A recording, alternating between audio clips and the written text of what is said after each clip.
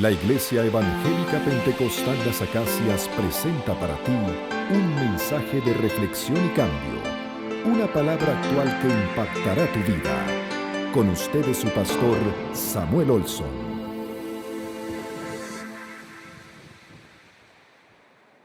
A todos vamos a abrir la palabra en el capítulo 9 de la carta de Pablo a los hermanos de Roma, versículos 1 al 6. Y estaremos elaborando, trabajando el pasaje. ¿Lo tenemos? Lo leemos en voz alta sin pedirle que alcen la voz. Todos juntos. Verdad digo en Cristo, no miento, y mi conciencia me da testimonio en el Espíritu Santo, que tengo gran tristeza y continuo dolor en mi corazón, porque deseara yo mismo ser anatema, separado de Cristo, por amor a mis hermanos, los que son mis parientes según la carne, que son israelitas, de los cuales son la adopción, la gloria, el pacto, la promulgación de la ley, el culto y las promesas, y de quien son los patriarcas, y de los cuales, según la carne, vino Cristo, el cual es Dios sobre todas las cosas, bendito por los siglos. Amén. Tremendo pasaje que nos introduce al capítulo 9. Estamos sintiendo y conociendo el corazón de Pablo. Muy triste porque su gente que habían vivido los privilegios de la intervención de Dios en su propia historia. Ahora que había intervenido Dios de nuevo la historia, con el verbo hecho carne, Jesús, Él, el que era el que consumaba toda la historia en la persona de Jesús, era el rechazado. El profetizado era puesto de lado. La gente esperaba un rey en una carroza o un hombre poderoso para deshacerles, liberarles del imperio romano. Pero Jesús no vino así. Jesús vino sencillo, manso, firme, claro, con mensaje, con poder, manifestaciones de la gloria. Fue a la cruz. ¿Y cómo es que su Salvador podría ir a una cruz? Eso es inexplicable para el pueblo judío, que lo que quería eran señales, milagros, poderes, y ven a un hombre colgando en un madero. Lo rechazaron. Y aún rechazaron la resurrección y trataron de cubrir la resurrección con un engaño, una mentira, pero más bien eran ellos que estaban perdiendo. No estoy hablando del judío actual, estoy hablando de ese momento. Y también de los romanos que llevaron a Jesús a la cruz. El problema de Pablo era su dolor por su gente, que habían conocido la bondad de Dios y rechazaron la oportunidad de que el pueblo judío como pueblo pudiese ser salvo. Es algo como gente que se ha acercado al Señor, han visto transformaciones, han visto milagros, aún han levantado la mano y decir yo creo. Han visto el impacto de Dios en la historia humana y a la larga dice sí, yo sé que eso es bueno, eso es bonito, pero todavía no. Mucha gente así, mucha gente que al llegar al momento preciso de tener que decidir algo que podría cambiar su vida, lo ponen de lado, porque saben que ser hecho hijo de Dios implica una transformación de su vida. A empezar de nuevo, pero como hijo de Dios, claramente marcado como hombre o mujer de Dios. Su señorío significa transformación. Bien, Pablo estaba muy triste. Y él se lo dice con el primer versículo. Yo le estoy diciendo la verdad, a mí me duele lo que está pasando. Yo quisiera dar mi vida por mi gente, pero no puedo. Porque la salvación depende de cada uno, la decisión muy personal de uno. Y no depende simplemente de que todos, no. Todos tienen que llegar a ese momento en que uno reconoce que uno es pecador y que Él y solo Él, por su sangre derramada en la cruz del Calvario, es que puede haber una remisión del pecado y luego el pasar de muerte a vida para vivir en los caminos de Él para siempre. Ahí está Pablo en su dolor. Y yo quiero detenerme este domingo y el próximo para hablar de las bondades, los privilegios que había vivido el pueblo judío.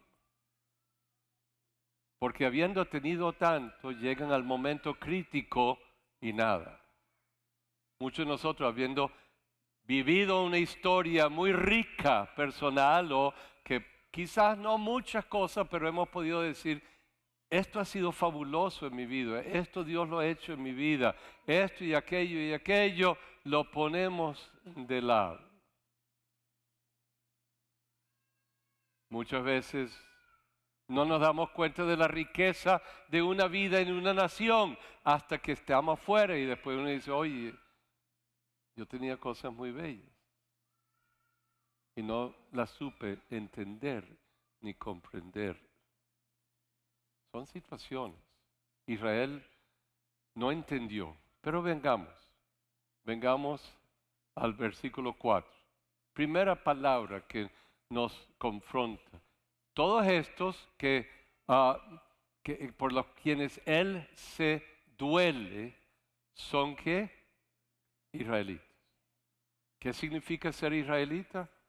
Bueno, descendiente de Israel. ¿Quién es Israel? Aquel que luchó con el ángel, con un varón toda una noche.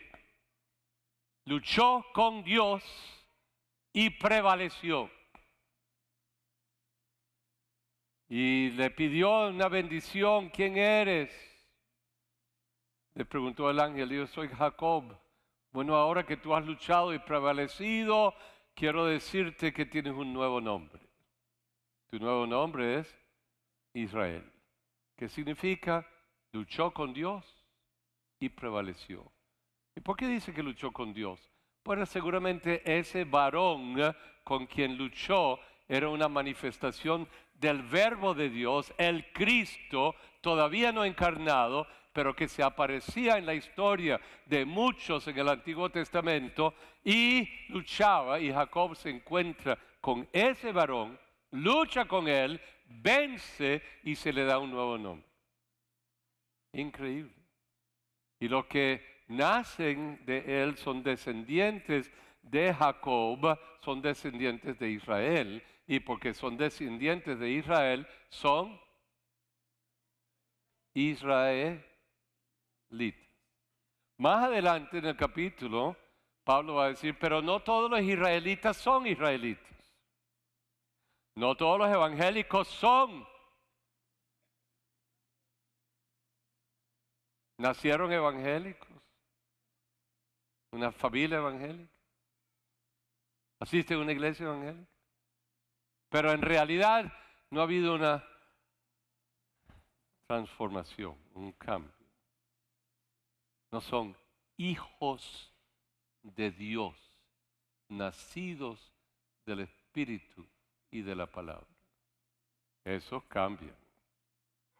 Son cambios. Y el cambio procede y sigue.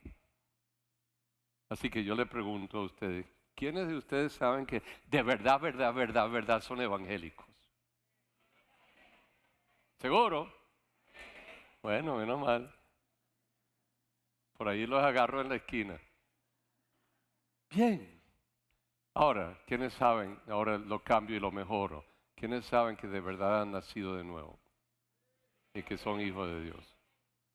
No importa si eres evangélico, lo importante es que hayas nacido de nuevo por la obra del Espíritu y de la palabra. Volvemos, que son israelitas. Ahora Pablo nos va a decir 8 privilegios, 8 marcas que son parte de la historia del mundo de Israel desde Abraham hasta el Señor Jesús. Me voy a dedicar a quizás 2 de las 8. Quién sabe si llegó a 3. No creo que llegue a 3. Pero son 8 marcas. La octava marca es encontrarse con Jesús. El que es nacido por la carne desde Abraham allí, pero también el verbo de Dios encarnado. Otra cosa. Así que vamos a tocar 2 de las marcas. El pueblo de Israel era un pueblo que tiene una marca. Era un pueblo adoptado. Un pueblo que Dios escogió.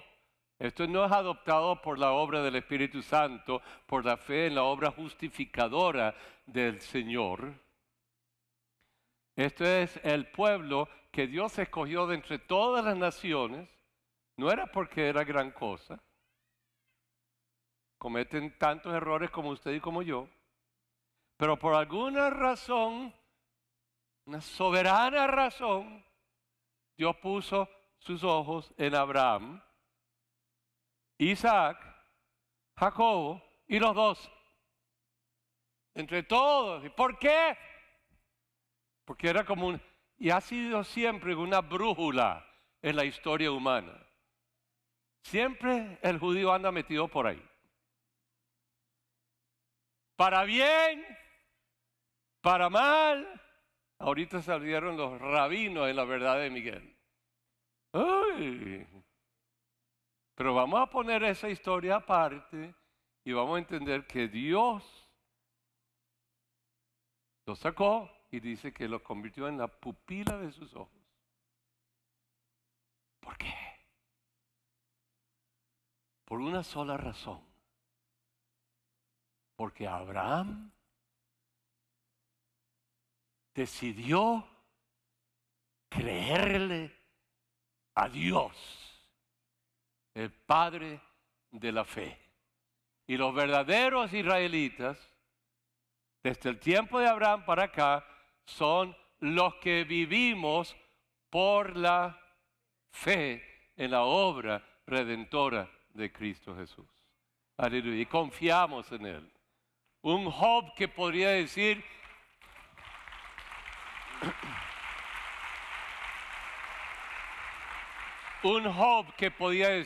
y yo sé que me levantaré de las cenizas, porque podía ver más allá de toda la historia a la obra redentora de aquel Señor que se hizo carne entre nosotros. ¿Qué son israelitas? ¿De las cuales son qué cosa? La adopción. Adoptó. Y ese pueblo que llegó a través de José a Egipto con todos sus hermanos que no eran tan perfectos, lo sabemos, pero llegaron con Jacob y se establecieron en Gosen. Por ahí hay una marca de reloj que se llama Gosen. O sea, los Gosen entonces son...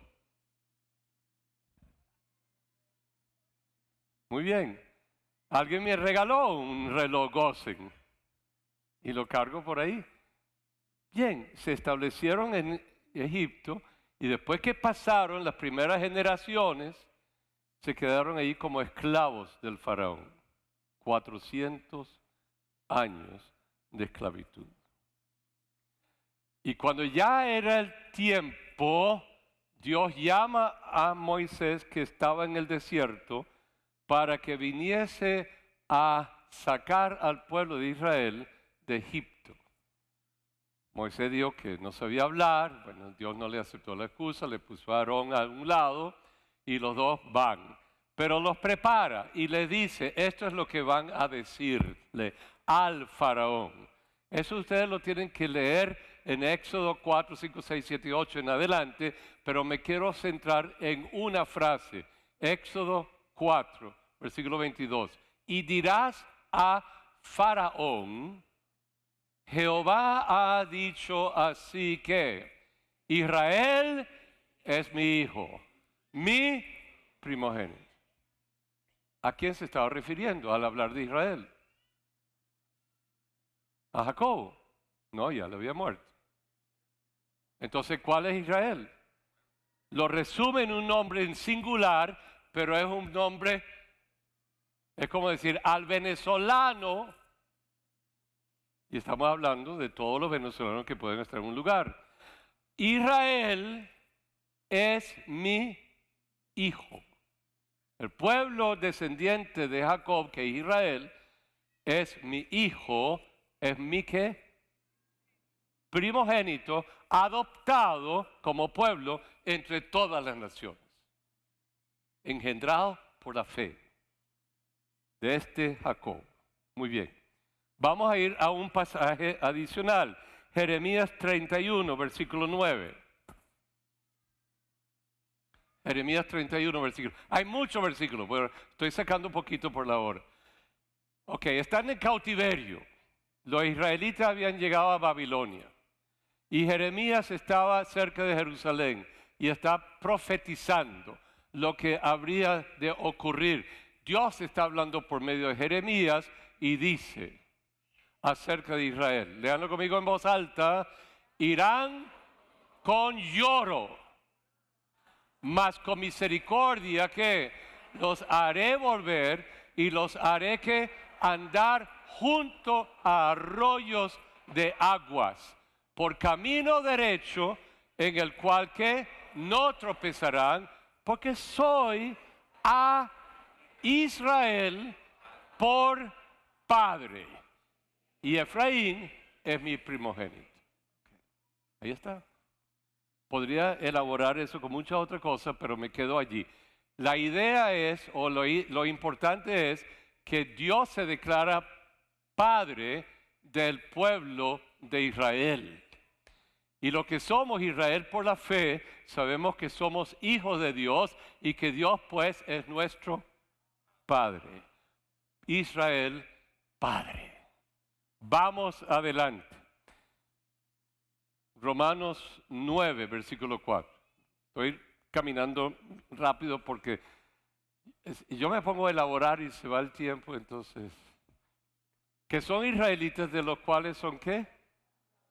La adopción.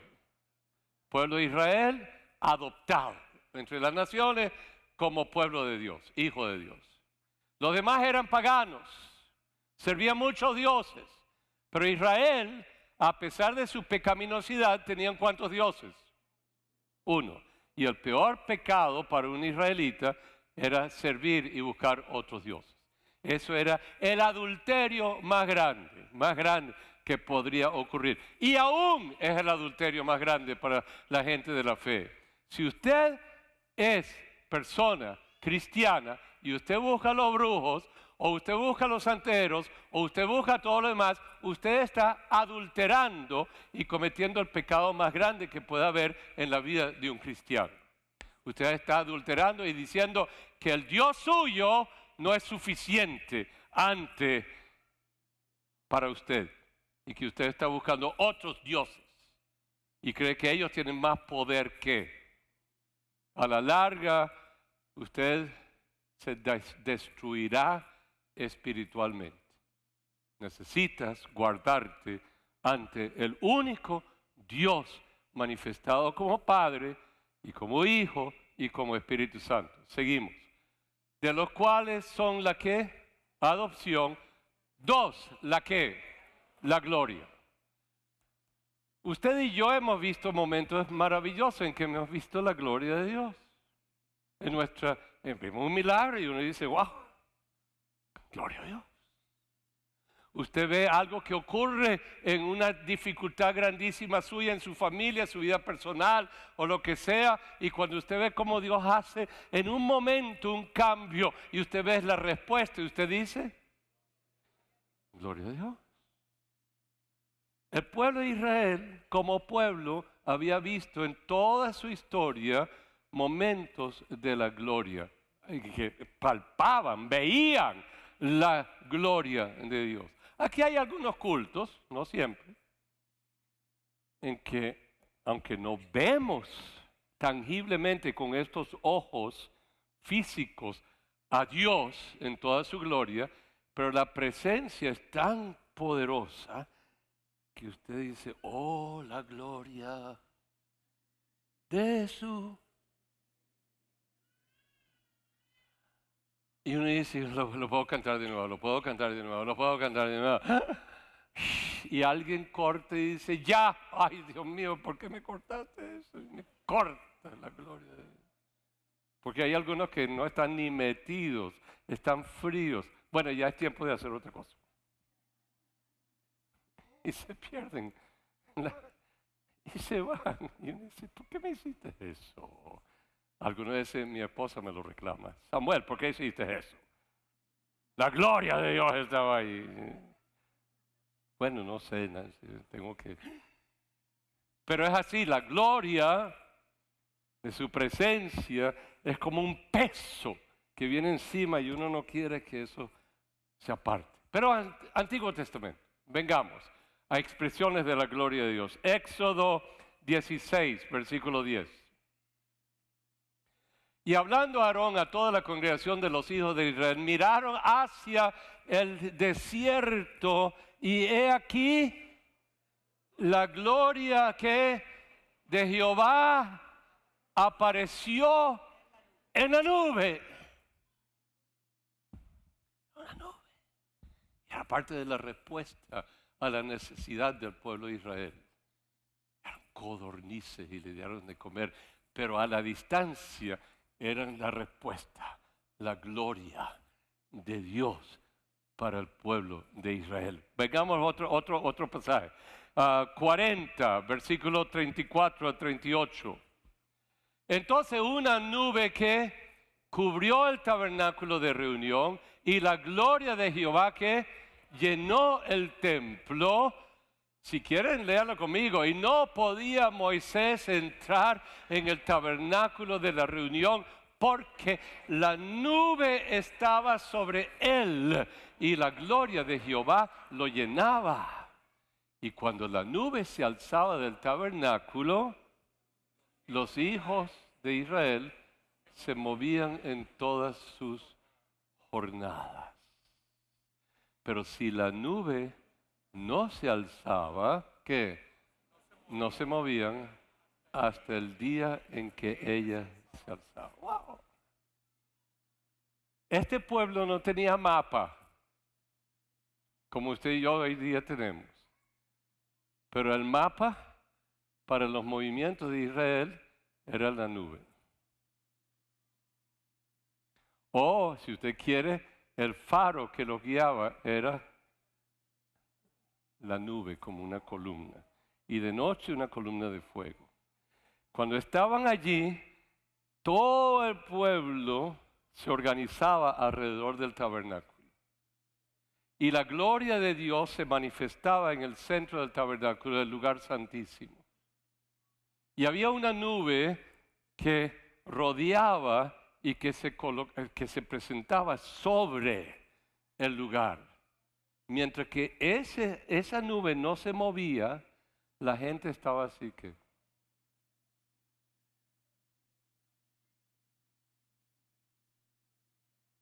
no se atrevían.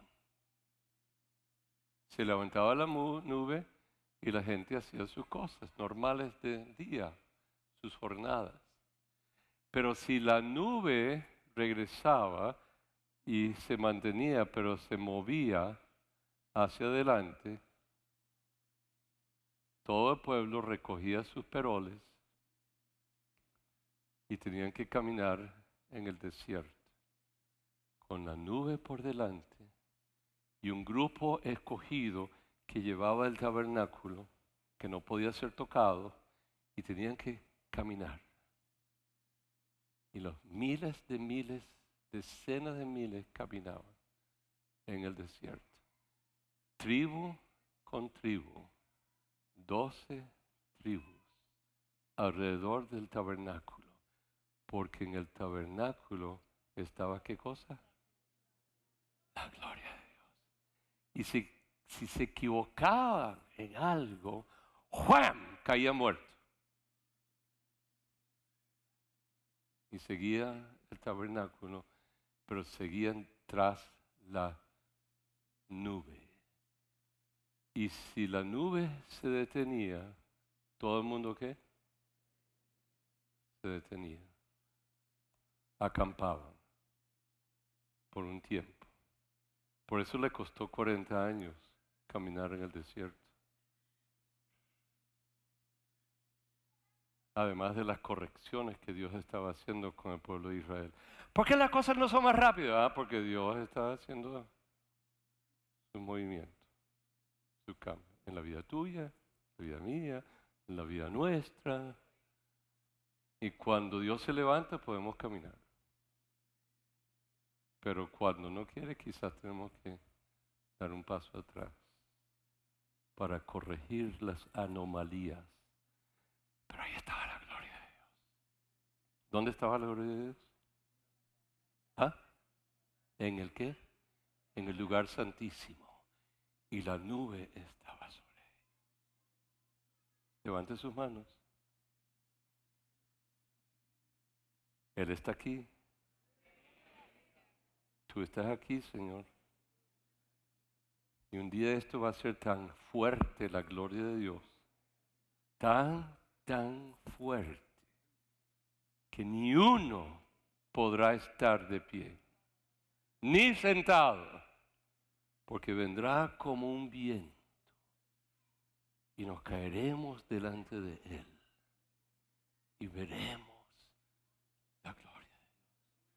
Aleluya, aleluya, aleluya, aleluya. Y voy a añadir una frase. Mientras más se aprieta la cosa, más dependeremos de Él. Y más veremos de su gloria. Aleluya, aleluya, aleluya, aleluya. Fue el mensaje de la palabra de Dios expuesto por el pastor Samuel Olson de la Iglesia Evangélica Pentecostal Las Acacias. Si deseas adquirir este material, puedes llamar al teléfono 213-7031.